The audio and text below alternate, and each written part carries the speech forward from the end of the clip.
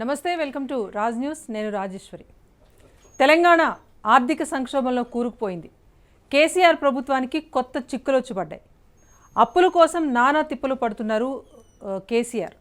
అప్పులు పుట్టక ఆర్థిక శాఖ ప్రత్యామ్నాయాల కోసం కూడా వెతుకుతోంది. పర్టికులర్గా జూన్ నెలకు సంబంధించి చూసుకుంటే కనుక 20,000 కోట్ల రూపాయల వరకు అవసరం ఉన్నప్పటికీ దానికి తగ్గ రాబడి రాష్ట్రం నుంచి లేదు. ఈ నేపథ్యంలో కేంద్రం నుంచి అప్పులు ఎలా తీసుకురావాలనే ఆలోచనలో రాష్ట్ర ప్రభుత్వం మల్లగుల్లాలు పడుతోంది.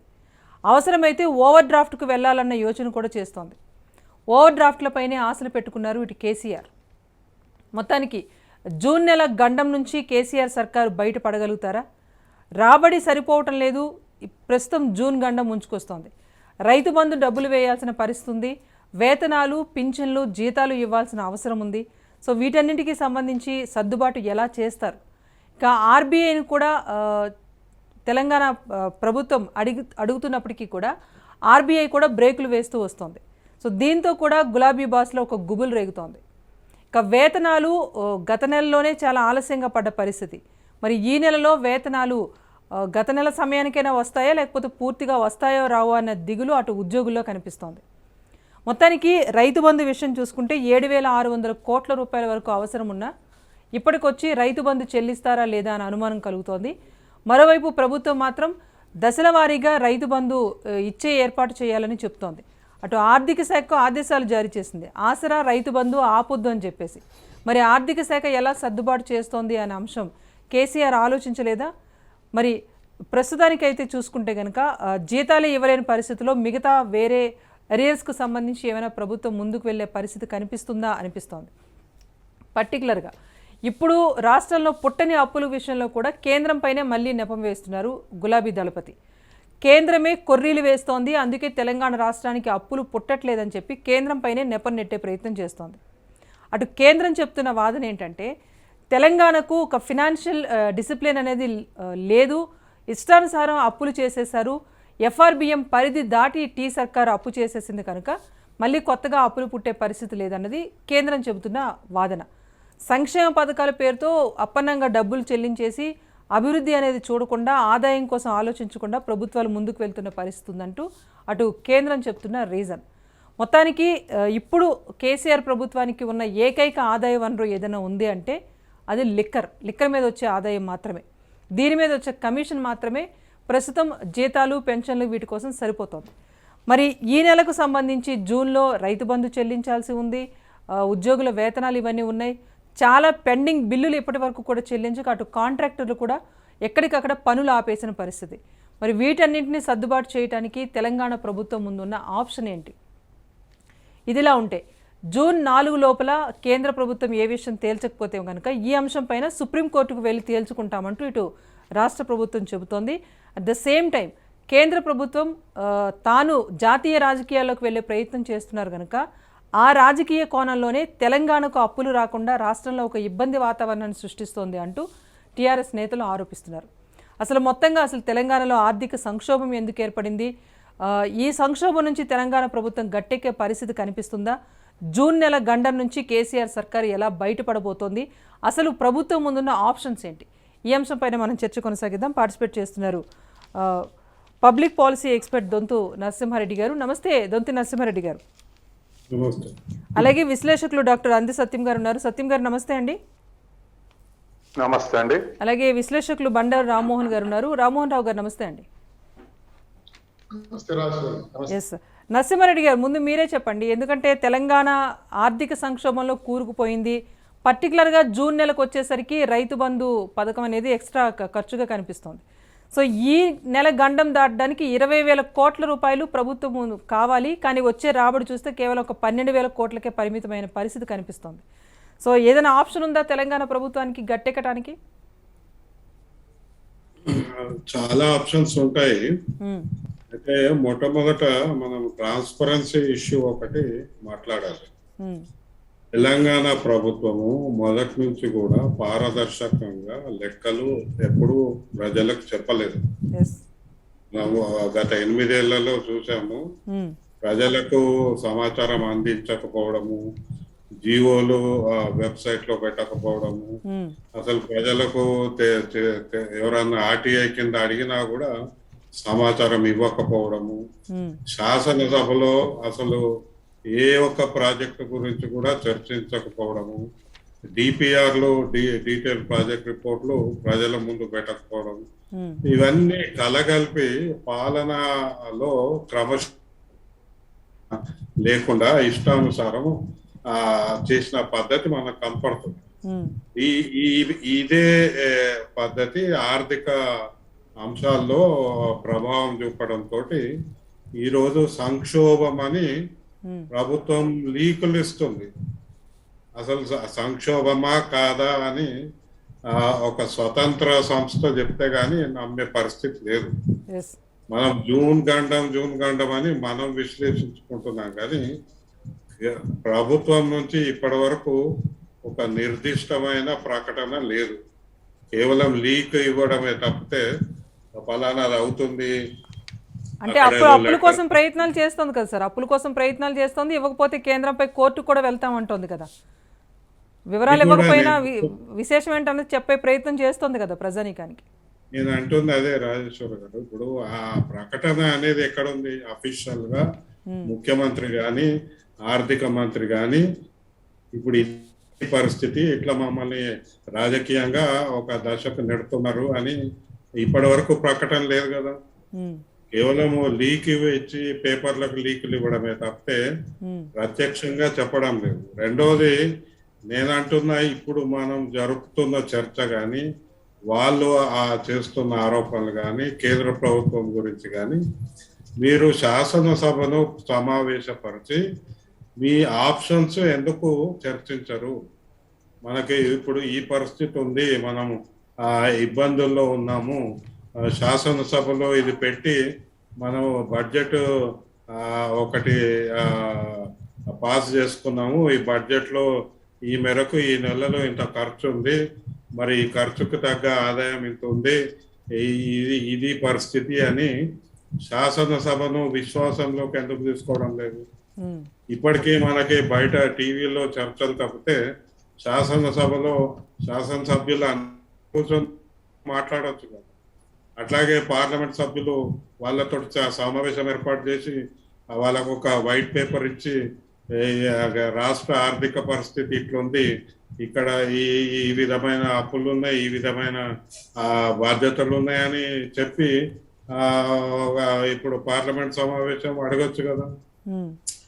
అనేది మనం ఇప్పటికీ మనము ఆ చర్చ అంశాలు కూడా ప్రభుత్వాలు రాజకీయంగా ఏర్పాటు చేస్తున్న బౌండరీలలోనే మనం జరుపుతున్నాం తప్పితే ప్రజల కోణంలో ప్రజలకు తెప్పుతూ ప్రజాస్వామ్య వ్యవస్థలను ఉపయోగించుకుంటూ మనం ఎందుకు మాట్లాడలేకపోతున్నాం అనేది అది మొట్టమొదటి పాయింట్. రెండోది ఆర్థిక అంశాలు అన్నారు. ఆర్థికంగా అప్పు ఉంది, ఆదాయం రావట్లేదు, మనం జూన్ నెలలో ఇంత ఖర్చు ఉండేది. ఇది మీకు ఇప్పుడు ఈరోజు మనం మేలో ఉన్నాము, ఏప్రిల్ మే 2 నెలలే కదా మనం ఆ కొత్త బడ్జెట్ లోకి వచ్చాము. ఈ బడ్జెట్ మీరు బడ్జెట్ ప్రజెంట్ చేసేటప్పుడు 2.5 లక్షల కోట్ల ఇది ఖర్చు చూపెట్టి ఆదాయం 1,93,000 కోట్లు చూపెట్టినప్పుడు మీకు 2వ నెలలోనే సమస్య ఎందుకు వచ్చింది? అంటే ఇక్కడ మీ యొక్క ప్రణాళికలో ఎక్కడ లోపం జరిగింది? ఇది కేవలం కేంద్ర ప్రభుత్వం మీద నెపం పెట్టడం కాదు. కేంద్ర ప్రభుత్వం ఇయ్యలేదు ఇచ్చింది అంటే ఎంత మాట్లాడుతున్నామో, మొదట 1,300 కోట్లు అన్నారు, మళ్ళీ 4,000 కోట్లు అంటున్నారు, ఇప్పుడు 15,000 కోట్లు అంటున్నారు. కేంద్ర ప్రభుత్వం ఆపగలిగింది మార్కెట్ నుంచి తెచ్చుకునే అప్పు. కానీ మీ ఆదాయం గురించి మాట్లాడండి. 1,93,000 కోట్లు ఆదాయం ఉంటుంది అంటే మీకు నెలకెంత? దాదాపు 12,000 కోట్లు దాటాలి కదా. మీరు ఇప్పుడు 18,000 కోట్ల లెక్క మీరు చెప్తున్నారు, మరి 12,000 కోట్ల లెక్క వచ్చిందా? ఎందుకు రాలేదు? 12,000 కోట్ల పైన యాక్చువల్లీ అంత పారదర్శకత అంశాలు ఇప్పుడు మనం కేంద్ర ప్రభుత్వంలో ఒక బూచిగా చూపడుతున్నారు తప్పితే ఇక్కడ జరుగుతున్న అవకతవకలు కానీ ఇక్కడ వీళ్ళు చేస్తున్న అడ్డదిడ్డమైన ప్రణాళికలు కానీ వీటి గురించి చర్చ జరపకుండా ఎస్ సార్, మీరన్నట్టుగానే టీఆర్ఎస్ నేతలంతా ఇది గ్రాంట్ ఇన్ ఎయిడ్ ఎంత వచ్చింది చెప్తున్నారు, అప్పులు ఏ సంవత్సరం ఎంత చేశామని చెప్తున్నారు, ఈ లెక్కలు చెప్తున్నారు తప్పిస్తే అభివృద్ధి కోసం ఉపయోగించిందంతా దేనికోసం ఎంత ఖర్చు చేశామనే వివరాలు అయితే వెల్లడించే ప్రయత్నం అటు ప్రభుత్వం చేయట్లేదు, ప్రజానికి కూడా అడిగే పరిస్థితి లేదు. సో ఆర్థిక శాఖ కూడా మల్లగుల్లాలు పడే బదులు ఆ వివరాలు వెల్లడించే ప్రయత్నం చేయొచ్చు కదా. నేను ప్రభుత్వాన్ని కోరుతున్నాను, నాకు టిఆర్ఎస్ తోటి సంబంధం లేదు. నేను ఒక సిటిజన్ గా, ఒక పౌరుడుగా ప్రభుత్వం, రాష్ట్ర ప్రభుత్వం బాధ్యత, రాష్ట్ర ప్రభుత్వం చెప్పాలి. అది అధికారికంగా రాష్ట్ర ప్రభుత్వం ఇప్పటి వరకు చెప్పట్లేదు. టిఆర్ఎస్ నేతలు ఎవరండి? వాళ్ళు మనలాంటి వాళ్ళకి యాక్సెస్ ఉంటే ఉండొచ్చు, కానీ వాళ్ళు కాదు కదా చెప్పేది. నేను విశ్వసించాలంటే నాకు ప్రభుత్వం నుంచి రావాలి. ప్రభుత్వం సిఏజీ ఇప్పుడు కంట్రోలర్ అండ్ ఆడిటర్ జనరల్ 3 సంవత్సరాల నుంచి చెప్తుంది మీకు ఆర్థిక క్రమశిక్షణ లేదని. అది ఒక ప్రొఫెషనల్ సంస్థ, నేను దాన్ని విశ్వసిస్తా. మీరు ఆర్థిక శాఖ కానీ, ఆర్థిక మంత్రి కానీ, ముఖ్యమంత్రి కానీ ఒక్క ప్రకటన చేయకుండా ఈ లీకులు ఇవ్వడం ఏంది? నేను దాన్ని ప్రశ్నిస్తున్నా. ఆర్థిక క్రమశిక్షణలో, ఆర్థిక నిర్వహణలో వీళ్ళ పాత్ర లేదా? వీళ్ళు కాదా బాధ్యతగా వహించాల్సిన పెద్ద మనుషులు? మరి వీళ్ళెందుకు వచ్చి చెప్పట్లేదు? సో ఈ కోణం మనము ఇప్పుడు కేంద్ర రాష్ట్ర ప్రభుత్వాల మధ్య సంబంధాలను రాజకీయం చేస్తున్నారని వాళ్ళు చెప్తున్నారు, వీళ్ళు చెప్తున్నారు. నేను ఒక ప్రజల తరఫున మాట్లాడే మనిషిగా నేను అడుగుతున్నా, శాసనసభ ముందు ఎందుకు పెట్టలేదు? మీరు ఒక నివేదిక ఎందుకు ఇవ్వలేదు? ఇవన్నీ ఇవ్వకుండా మీరు కేవలం వాళ్ళ మీద ఆరోపణ చేయడం, వాళ్ళు సచ్చరితులు కాకపోవచ్చు, వాళ్ళు చేస్తున్నది కరెక్ట్ కాకపోవచ్చు, దానికి నేను దాని గురించి కూడా మాట్లాడతా. ఎందుకంటే కేంద్ర ప్రభుత్వము రాష్ట్ర ప్రభుత్వం మధ్య ఇచ్చే విధానంలో మార్పులు వచ్చినాయి. 2015 నుంచి మార్పులు తీసుకొచ్చారు. కొన్నిట్లో ఈ రాష్ట్ర ప్రభుత్వము, రాష్ట్ర ముఖ్యమంత్రి ఆమోదించిన అంశాలు కూడా ఉన్నాయి. సో వాటిల్లో మార్పులు వచ్చినాయి. నీతి ఆయోగ్ ప్రణాళిక కమిషన్ స్థానంలో నీతి ఆయోగ్ రావడము, కేంద్ర ప్రభుత్వ పథకాల్లో నిధుల బదలాయింపులో మార్గదర్శకాలు మార్చడం, ఇవన్నీ ఉన్నాయి. అవన్నీ ఆస్కారం ఇస్తున్నాయి. ఎందుకంటే తెలంగాణ ప్రభుత్వానికి ఇవ్వాల్సిన నిధులు ఇవ్వట్లేదనే ఆరోపణకు ఆస్కారం ఉంది. కానీ నేను అనేది, ప్రజలను నీ దగ్గర తీసుకోవాలంటే, ప్రజాబలం నీ దగ్గర ఉండాలంటే, తెలంగాణకు అన్యాయం జరుగుతుందంటే ముందు తెలంగాణ ప్రభుత్వం చేయాల్సింది ఈ నివేదిక తీసుకొచ్చి ప్రజల ముందు పెట్టాలి, అధికారికంగా పెట్టాలి. ఏదో లీకులు ఇచ్చి టీవీ చర్చల్లో ఒక అధికార ప్రతినిధి మాట్లాడడం కాదు అది. Right sir. రామ్మోహన్ గారు మీరు చెప్పండి. సో అన్ని శాఖలకు చెల్లించాల్సిన పెండింగ్ బిల్లుల కోసమే చాలామంది ఎదురు చూస్తున్నారు. రాష్ట్రంలో అభివృద్ధి అనేది కుంటుపడుతోంది అనేది అందరికీ తెలిసిన విషయం. 22,000 కోట్లకు సంబంధించిన బిల్లులు పెండింగ్లో ఉండిపోయాయి. సో అభివృద్ధి జరిగే ఆప్షన్ లేదు. కేవలం సంక్షేమ పథకాలతో ముందుకు వెళ్తున్నారు. ఆర్థిక క్రమశిక్షణ లోపించింది కాబట్టే కొత్తగా అప్పులు పుట్టే పరిస్థితి తెలంగాణ రాష్ట్రంలో లేదు అని చెప్పేసి ఒక వాదన వినిపిస్తోంది ఆర్థిక విశ్లేషకుల నుంచి. మరోవైపు ఇన్ని రాష్ట్రాలు ఉన్నాయి, అన్ని రాష్ట్రాలు కూడా చాలా, ఇప్పుడు కేరళ కానీ తమిళనాడు, చాలా రాష్ట్రాలు కూడా తెలంగాణను మించి అప్పులు చేసిన రాష్ట్రాలు ఉన్నాయి. వాటికి వేటికి లేని అడ్డంకులు తెలంగాణ ప్రభుత్వానికి ఎందుకు వస్తున్నాయనే ప్రశ్న మరోవైపు తీస్తోంది. సో మీ అనాలిసిస్ ఏంటి? మన రాజ్యాంగాన్ని అసలు గమనిస్తే మనది పూర్తిగా యూనిటరీ కాదు, పూర్తిగా ఫెడరల్ కాదు. అంటే యుఎస్ఏ లాగా ఫెడరల్ కాదు, లేకపోతే కొన్ని దేశాలలాగా యూనిటరీ కాదు. అందుకనే కేంద్రానికి ఒక కేంద్ర ఆర్థిక సంఘం, రాష్ట్రాల్లో కూడా 73-74 రాజ్యాంగ సవరణ రాష్ట్ర ఆర్థిక సంఘాలు వచ్చాయి. సార్ వీటి పనితీరు సరిగ్గా చేస్తే ఈ సమస్య రాకపోతుంది. అంటే డెవల్యూషన్ ఆఫ్ ఫండ్స్, రాష్ట్రాల సమాహారం, యూనియన్ ఆఫ్ స్టేట్స్, ఇది మనకు యూనియన్ గవర్నమెంట్ అంటాం. చాలా మందికి సెంట్రల్ గవర్నమెంట్ మాట ఎక్కడ రాజ్యాంగంలో ఎక్కడ లేదు. యూనియన్ గవర్నమెంట్ చేయాల్సింది ఏంటంటే డెవల్యూషన్ ఆఫ్ ఫండ్స్ లో పంచాల్సిన ఏదైతే అమౌంట్ ఉందో, పన్నుల్లో ఉన్న వాటా ఉందో, అది గతంలో 29, 27, 20, 30 లోపే ఉండేది. ముఖ్యంగా చాలా కేంద్ర ప్రభుత్వ పథకాలను అన్ని చాలా వరకు రద్దు చేసి 200 కోట్లు దేశమంతా వచ్చేది 100 కోట్ల పథకం ఉంటే తీసేసి సుమారు 140 పథకాలు రద్దు చేసి 60-70 తీసుకొచ్చారు. అందులో ప్రధానంగా 3-4 పథకాలు కేంద్ర ప్రభుత్వం ఉన్నాయి. మీకు ఉపాధి హామీ పథకం కానీ, సర్వశిక్ష అభియాన్ కానీ, నేషనల్ రూరల్ హెల్త్ మిషన్ కానీ, ఇవన్నీ కూడా ఆరోగ్యం, విద్య, ఉపాధికి ఉన్నాయి. ఇవి కాకుండా మనకు మొత్తం పన్నుల్లో 41%, 42 అంటే జమ్మూ కాశ్మీర్ మనకు కేంద్ర ప్రాంత పథకం కావడం వల్ల 1% తక్కువైంది, 41% వస్తున్నారు. కేంద్ర ప్రభుత్వం నుంచి వచ్చే స్పష్టమైన బడ్జెట్ కేటాయింపులు ఉండగా ఈ రాష్ట్రాల బడ్జెట్లు చేసేటప్పుడు ఎందుకు ఇట్లా చేస్తున్నారు? బడ్జెట్కు ఖర్చుకు ఎలాంటి సంబంధం గత 8 ఏళ్ళుగా చూస్తున్నారు, అంతకుముందు చూసినా కానీ 8 ఏళ్ళ నుంచి అయితే వీళ్ళు ప్రవేశపెడుతున్న బడ్జెట్ అంకెల గారిగా లెక్కలేమిటి, తర్వాత ఎంత ఖర్చు అయిందని చూస్తే అందులో 40 నుంచి 45% వరకు అసలు ఖర్చు కావడం వీళ్ళ కేటాయింపులకి వాస్తవ ఖర్చులు చూసుకుంటాం. మనకి మొన్న ఆర్థిక సంవత్సరం పూర్తయింది. నరసింహరెడ్డి గారు ఒక మంచి మాట అన్నారు. ఆర్థిక సంవత్సరం ప్రారంభంలో ఆదిలోని హంసపాదనకు 2 నెలలు కూడా కాలేదు, 3వ నెల ఎందుకు కష్టం వచ్చింది అంటే అంచనాలు ఎక్కడో తప్పుతున్నాయి. మన కేంద్ర ప్రభుత్వం నుంచి ఎంత వస్తుంది, మన పన్నుల వాటా ఎంత, రాష్ట్ర ప్రభుత్వం నుంచి మనం ఎంత పనులు వసూలు చేస్తున్నాం, మనకి ఎంత ఖర్చు ఉంది, రోజు నెలవారీ ఎంత ఖర్చు ఉంది. మామూలుగా ఒక 3,000, 5,000 వచ్చే ఉద్యోగి కూడా తన బడ్జెట్ ను పెట్టుకుంటాడు, కుటుంబ బడ్జెట్ ను. అంటే 3,000 వస్తాయి, 5,000 వస్తాయి, ప్రయారిటీస్ అంటే ప్రాధాన్యత క్రమం పెట్టుకుంటాం. కానీ మొదటి నుంచి తెలంగాణ ప్రభుత్వం చేసి ధనిక రాష్ట్రంగా మొదలై ఇవాళ కాదు ధనిక రాష్ట్రం. ఆనాడు ఉమ్మడి ఆంధ్రప్రదేశ్ రకాకముందు ఆంధ్ర తెలంగాణ వేరున హైదరాబాద్ స్టేట్ ఉన్నప్పుడే కలిసినప్పుడే మన మద్యం మీద ఆదాయం చాలా ఎక్కువ ఆనాడు. ఇవాళ కూడా మన తెలంగాణ మద్యం మీద ఆదాయం ఆంధ్రప్రదేశ్ కంటే ఎక్కువ. కానీ ఈ ఆదాయం ఎటుపోతుంది, ఖర్చు అవుతుందంటే ఈ ఖర్చుకు ఆదాయాన్ని పొందలేకపోవడం, అనవసర ఖర్చులు పెట్టడం. వెనకటి జాగ్రత్తలు ఏం చేసేవాళ్ళంటే భూములు అమ్ముకుంటూ బతికేవాళ్ళు. ఇప్పుడు సరిగ్గా ఈ తెలంగాణ ప్రభుత్వం అదే చేస్తుంది. వాళ్ళ ప్రభుత్వ భూములు వేలం వేయడానికి సిద్ధమైంది. ఎక్కడికక్కడ ఎంత వీలుంటే అంత. ఈ భూములను, ప్రభుత్వ భూములను ఎక్కడి నుంచి వచ్చినాయి? హైదరాబాద్ చుట్టుపక్కల కానీ, మొత్తం రాష్ట్రంలో కానీ పేదల రెక్కల కష్టం, పేదలను దోచుకొని, పేదలను ల్యాండ్ అక్విజిషన్ అనే దుర్మార్గమైన చట్టాన్ని ఉపయోగించుకొని పేదల భూములు గుంజుకున్నది ఇదే గవర్నమెంట్. అన్ని కూడా గుంజుకున్న భూములు వాళ్ళు అమ్ముతున్నారు. హైదరాబాద్ చుట్టుపక్కల ఉన్న భూములు 2 రకాలు, ఒకటి కాందిశికుల భూములు, లేకుంటే అప్పుడెప్పుడు పాకిస్తాన్ పోయిన వాళ్ళ భూములు, లేకుంటే గవర్నమెంట్ అప్పుడు తెలంగాణ, అప్పుడు హైదరాబాద్ స్టేట్ భూములు. మనకు అడ్వాంటేజ్ అది. కానీ వాళ్ళ ఆ భూములన్నీ వాళ్ళు ఏం చేస్తున్నారు? అప్పలంగా సంక్షేమ పథకాలు అంటున్నారు.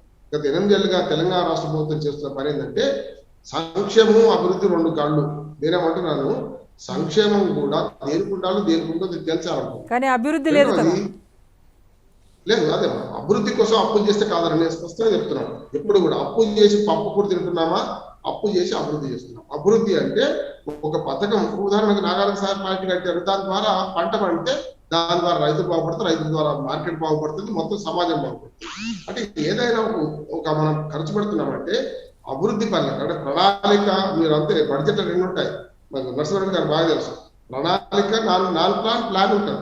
మీరు ప్లాన్ లో ఖర్చు పెట్టకుండా నాన్ ప్లాన్ లో అడ్డగోలు జీతావత్యాల కంటే చారణ కోడికి బారణ మసాలు పెడుతున్నాం మనం. దానివల్ల ఏమవుతుంది? వాళ్ళు పెన్షన్ విధానం మారిన తర్వాత కూడా ఇప్పటికి కూడా పెన్షన్ భారం మనకు, ఇప్పటికి కూడా జీతభత్యాలు భారం. ఇవాళ ప్రపంచంలో ఏ దేశంలో లేనంత జీతభత్యాలు మన రాష్ట్రంలో, మన దేశంలో ఉన్నాయి. కొన్ని దేశాల్లో మన సగటు మనిషి జీవన ప్రమాణానికి 10% తక్కువ ఉన్నాయి కొన్ని దేశాలు జీతభత్యాలు. అంటే ఇవాళ ఏమైంది? ఒక 10 ఎకరాల ఆసామును ఒక అటెండర్ పోస్ట్ లో ఉన్నవాడు చూసుకుంటే, అటెండర్ పోస్ట్ లో ఉన్నాడు 10 ఎకరాల ఆసాము కన్నా గొప్పగా బతుకుతున్నాడు. అంటే ఇవాళ మనకు జీతాలు భత్తి భారమైనవి, అట్లాగే భత్యాలు భారమైనవి. దాంతో ఏమవుతుందంటే నిజమైన అభివృద్ధి చేయాలంటే ఏవైతే ఖర్చు పెట్టినా ఖర్చు కావడం లేదు. పూర్తిగా ఇవన్నీ దుబారా ఖర్చులు. అంటే మనం ఏమంటారు, మనం సంసారంలో దుబారా చేస్తా అంటే ఆ రకం దేని మీద ఆధారపడుతున్నాం? 2 ప్రధానమైన రాష్ట్ర ప్రభుత్వానికి. ఒకటేమో పన్ను, ప్రధానంగా పైనుంచి వచ్చే పన్నుల్లో వాటా. ఇది ఎట్లాగో వస్తుంది, వద్దన్నా వస్తుంది. రాష్ట్ర ప్రభుత్వం ఏ గవర్నమెంట్ ఉన్నా, ఏ పార్టీ ఉన్నా వస్తుంది. అవి కాకుండా రాష్ట్రానికి పన్ను రూపేణా వచ్చే దానిలో గతంలో భూమి శిస్తులు ఎక్కువ ఉండేది, భూమి శిస్తులు లేదు. 2 ఒకటి మద్యము, 2వది రిజిస్ట్రేషన్. ఈ 2 మీద ఆదాయం వస్తుంది. అంటే రిజిస్ట్రేషన్ ఘనంగా జరిగితే కాసుల పంట పండినట్టు, అట్లాగే మద్యం బాగా ప్రజలు తాగితే కాసుల పంట పండినట్టు. ఈ 2 కూడా ఇవాళ ప్రభుత్వ నిర్వహణకు సరిపోతలేదు. అంటే ఏం చేయాల్సి వస్తుంది? అప్పులు చేసి అభివృద్ధి అని చేస్తున్నారు. అప్పులు చేసి అంటే మీరన్నా 7,600 కోట్లు రైతు బంధుకు కావాలి ఈ ఒక్క పంటకే. మొత్తం 15,000 కోట్లు మొత్తం ఖర్చు పెట్టేది. దీనికి లేవు, కనీసం జీతభత్యాలకు లేవు. దీనికి కారణం ఏమవుతుందంటే ముందు చూపు లేకపోవడం, బడ్జెట్ ప్రవేశపెట్టేటప్పుడే ఘనంగా 2 లక్షల కోట్లు 2.5 లక్షల కోట్లు కేసీఆర్ గారు ఎప్పుడు చెప్తుంటారు, వచ్చే 5 ఏళ్లలో మొత్తం 10 లక్షల కోట్లు పెడుతున్నాం, ఒక సంవత్సరం బడ్జెట్ 5 ఏళ్ల తర్వాత 5 లక్షల కోట్లు. అదే సార్ నరసింహారెడ్డి గారు అదే అడిగారు. ప్రతిదీ మాటలకే పరిమితం అవుతుంది తప్పిస్తే నివేదిక రూపంలో లేదు. ఒక శాసనసభ ముందు ఒక నివేదిక పెట్టట్లేదు, తీసుకొచ్చిన అప్పులకు సంబంధించి వివరాలు వెల్లడించట్లేదని కదా. సో ఒకటి చెప్పండి సార్, ఇప్పుడున్న ఆర్థిక సంక్షోభంలో రాష్ట్ర ఒక మాట అంటారు. అందుకనే ఇద్దరు కూడా శ్వేతపత్రం విడుదల చేయాలి. కేంద్ర ప్రభుత్వం వీళ్ళు ఎంత అడిగారు, ఏం చేస్తున్నారు, వాళ్ళు విడుదల చేయాలి. మాటలు చూడాలి. వీళ్ళు కూడా ఏం చేయాలంటే, మేము ఇది అడుగుతున్నా వాళ్ళు ఇస్తలేరు, చెప్పండి. ఒకరి మీద ఒకరు ఈ లీకేజీలు వద్దు. స్పష్టంగా ఓ శ్వేతపత్రం లేకుండా ప్రజలకు హమారా పైసా హమారా హిస్సా నేను స్పష్టంగా చెప్తున్నాను. పన్నులు మావి, డబ్బులు మావి, లెక్క మాది. అందుకనే గతంలో కేజ్రీవాల్ గారు పరివర్తన సంస్థ అప్పుడు ఢిల్లీలో అదే అడిగారు, మేము అదే అడుగుతున్నాం. పౌరుడు గారు, నరసింహారెడ్డి గారు కానీ మేమందరం కూడా హమారా పైసా హమారా హిస్సా, మా లెక్క, మా పన్నులు కడుతున్నాం. స్థానిక ప్రభుత్వాల నుంచి మొదలు కేంద్ర ప్రభుత్వం దాకా ఎక్సైజ్ డ్యూటీ, కస్టమ్ డ్యూటీ రకరకాలు కడుతున్నాం, జిఎస్టీ కడుతున్నాం. ఇవాళ జిఎస్టీలు చిరసగా మార్చుకుంటారు, స్టేట్ జిఎస్టీ, సెంట్రల్ జిఎస్టీ. ఈ లెక్కలు అడుగుతున్నాం. మేము ఎంత వసూలు అయింది, ఎంత ఖర్చు పెట్టి, దేనికి ఖర్చు పెడుతున్నాం. ఈ లెక్కలు ఇస్తే మొత్తం లెక్క బరాబర్ తేలుతుంది. ఇట్లేమవుతుందంటే తేలకపోవడం వల్ల ప్రజలను ఆక్రమించడంలో ప్రజలను ఆగమనం చేయడం, ఈ చర్చలలో సరైన విధంగా ఫలితాలు వస్తలేవు దీనివల్ల. అంటే ప్రభుత్వం ఎందుకు సార్ అధికారికంగా ఎందుకు వెల్లడించట్లేదు అంటారు? ప్రభుత్వం ఎందుకు అధికారికంగా వెల్లడించట్లేదు?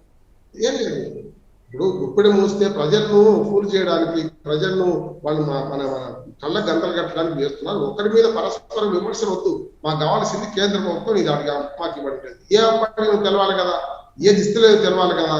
కానీ 2 వదలు జరుగుతున్నాయి. ఒకటి డెవల్యూషన్ ఆఫ్ ఫండ్స్ లో ఎక్కడ రాజీ లేదు, కేంద్ర ప్రభుత్వం రాష్ట్ర ప్రభుత్వం కొనవచ్చు. ఇవాళ పంచాయతీలకు వచ్చే నిధులు కూడా బరాబరిగా వస్తున్నాయి. వాటిని విడుదల చేయడం చేస్తున్నాయి కదా కేంద్ర ప్రభుత్వం అధికారం తీసుకొని పంచాయతీలకు అకౌంట్ తీసుకుంటారు. అందుకనే ఇద్దరు కూడా మనుషులు ప్రజలతో దోపుసులు ఆడుతున్నారని నేను అనుకుంటున్నాను. Right sir. అంది సత్యం గారు మీరు చెప్పండి, ఆర్థిక క్రమశిక్షణ లోపించింది అనేది ప్రభుత్వమే నేరుగా ఒప్పుకోవాల్సి వచ్చిన పరిస్థితి కనిపిస్తోంది. ప్రజెంట్ ఉన్న సిచ్యువేషన్కి ఆర్థిక శాఖ ముందు ఉన్న ప్రత్యామ్నాయాలంటే ఏం చెప్తారు? ఎందుకంటే ఓవర్ డ్రాఫ్ట్లే దిక్కు అంటారు. ఓవర్ డ్రాఫ్ట్ వరకు వెళ్ళారంటే రాష్ట్రం ఒక రకంగా దివాలా తీసిన పరిస్థితికి వెళ్ళినట్టే కదా. ఇది ఒకటేనా ఉన్న ఆప్షన్? తెలంగాణలో ఆర్థిక సంక్షోభం అన్నది నిజం ఈ జూన్ నెలలో. కానీ తెలంగాణ అప్పులమయమైంది అనేది నిజం కాదు.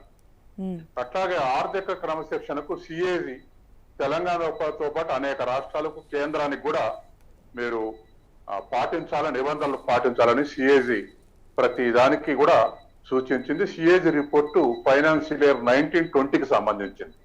ఇప్పుడు ఈ 2 ఫైనాన్షియల్ ఇయర్స్ 20-21, 21-22 సంబంధించి కాదు, 19-20కి సంబంధించినటువంటి సిఏజీ రిపోర్టు మనకు వచ్చినటువంటిది. కాబట్టి ఇవాళ ఆర్థిక సంక్షోభం ఉండడానికి ముందు చూపు అవసరం. వాస్తవానికి గత మే నెలలో 10,000 కోట్ల రాబడి వచ్చింది. కానీ ఏప్రిల్లో ఈ నెలలో 11,000-12,000 కోట్లకు కూడా రీచ్ కావచ్చు. ఎందుకంటే సాధారణంగా సమ్మర్ లో ల్యాండ్ ట్రాన్సాక్షన్స్ జరుగుతుంటాయి. అట్లాగే లెక్కర కూడా కాస్త ఎక్కువ అమ్ముడుపోయే అవకాశం ఉంది. ఏదేమైనా 11,000-12,000 కోట్లు టచ్ అయ్యే అవకాశం ఉంది. గత ఏప్రిల్లో 10,000 కోట్లు వచ్చింది. అయితే కావలసినవి 16,000 కోట్లు అదర్ దాన్ రైతు బంధు చేస్తే 16,000 కోట్లు రెగ్యులర్ గా ఖర్చు అవుతున్నటువంటి విషయం ఉంది. ఇది ఖచ్చితంగా ప్రభుత్వం ఏ కార్యక్రమం ఎప్పుడు చేపట్టాలనేటువంటిది దూరదృష్టి లేకుండా ఎప్పటికప్పుడే అడహాక అనౌన్స్మెంట్స్ చేస్తే ఇటువంటి పరిస్థితి వచ్చేటువంటి అవకాశం ఉంది. అంటే ఆ రకంగా చూసుకున్న 4,000 కోట్ల అప్పు కావాలి కదా సార్, ఆ రుణం కోసం ప్రయత్నాలు చెప్తా. కాబట్టి ఏదేమైనా ముందు చూపుతోటి డెవలప్మెంట్ ప్రోగ్రామ్స్ కానీ లేకపోతే వెల్ఫేర్ ప్రోగ్రామ్ కానీ ఈ 2 కూడా ఒక అంచనాతోటి ముందుకు పోవాల్సినటువంటి అవసరం ఉంది. ఇప్పుడు కేవలం సంక్షేమ వ్యయం కాదు, అభివృద్ధి వ్యయం చేస్తే కరెక్ట్ అంటున్నారు. అభివృద్ధి వ్యయం కూడా ఒకేసారి చేయటం కరెక్ట్ కాదు. ఒక ప్రాజెక్ట్ ఉంటే మీరు చూడండి, నాగార్జున సాగర్ ప్రాజెక్టు 55లో స్టార్ట్ చేసి 69లో కంప్లీట్ చేశారు. 14 ఏళ్ళు పట్టింది. కానీ కాళేశ్వరం 5 ఏళ్లనే చేశారు.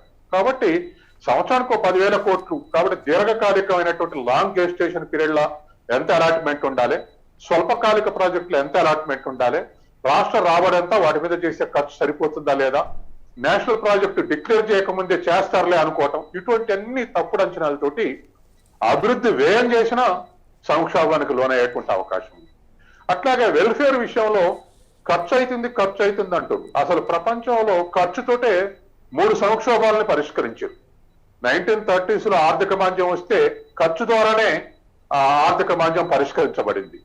2009 లో రెసెషన్ వస్తే ఖర్చు ద్వారానే పరిష్కరించబడింది. మొన్న 2 ఏళ్లు కూడా కరోనా పీరియడ్ లో ప్రజల కొనుగోలు శక్తి పెంచితేనే ఇది పరిష్కారం అయిందంటే అన్ని దేశాలు ప్యాకేజీ అనౌన్స్ చేశాయి, ఖర్చు పెట్టి పరిష్కరించుకున్నాయి. కాబట్టి ఖర్చు చేయటం తప్పేం కాదు, కానీ అదే సందర్భంలో వెల్ఫేర్ ప్రోగ్రామ్స్ విమర్శించడం కూడా కరెక్ట్ కాదు. ఎందుకంటే ఇవాళ ఉన్నటువంటి స్వేచ్ఛ ఆర్థిక వ్యవస్థలో, ఓపెన్ మార్కెట్ లో పేదలకు సస్టైనబుల్ ఇన్కమ్ లేదు, ఇన్కమ్ కు ప్రొటెక్షన్ లేదు, ఈ 2 లేవు. కాబట్టి వాళ్ళకు నీతి ఆయోగ్ చెప్తా ఉంది 21% పేదరికం ఉందని. ఒకవేళ బోల్డ్ గా అంచనా వేస్తే 30% పేదరికం ఉందనుకున్నా ఆ 30% మాత్రం అందే విధంగా రైతు బంధు కానీ, లేకపోతే దళిత బంధు కానీ, లేదా వెల్ఫేర్ యాక్టివిటీస్ కానీ కాస్త రేషనలైజ్ చేసే టార్గెట్ గ్రూప్ కి అందిస్తే ఖచ్చితంగా ఈ 4,000 కోట్లు సేవ్ అయ్యేటువంటి అవకాశం ఉంది. కాబట్టి వాళ్ళ రాష్ట్ర ప్రభుత్వం చేసేటప్పుడు ఆదరబాదరగా కానీ, లేదా వెస్టెడ్ ఇంట్రెస్ట్ తోడు కానీ, లేదా ఎలక్షన్ల ఓట్ల కోసం కానీ అటువంటి ఏ రాష్ట్రమైనా ఇవాళ ఉన్నటువంటి పరిస్థితుల్లో అట్లా అనుసరించడం కరెక్ట్ కాదు. మనం ఎంత చెప్పినా అసలు రాష్ట్రాలు కాదు, దేశం కాదు, ప్రపంచవ్యాప్తంగా ఇదే కొనసాగుతుంది. ఇవాళ అప్పులు జీడిపిల శాతం ప్రపంచంలో అత్యధిక జీడిపిల అప్పుల శాతం ఉన్నది అమెరికా, 120% ఉంది. అట్లాగే భారతదేశానికి కూడా ఎఫ్ఆర్బిఎం ఇంప్లిమెంటేషన్ కమిటీ సూచన ఇచ్చింది 37.7% దాటొద్దని. కానీ వాళ్ళ ఇండియన్ గవర్నమెంట్ జీడిపిల అప్పుల శాతం 77%. రాష్ట్రాలకు 20% దాటొద్దు జిఎస్డిపిలో సలహా ఇచ్చింది.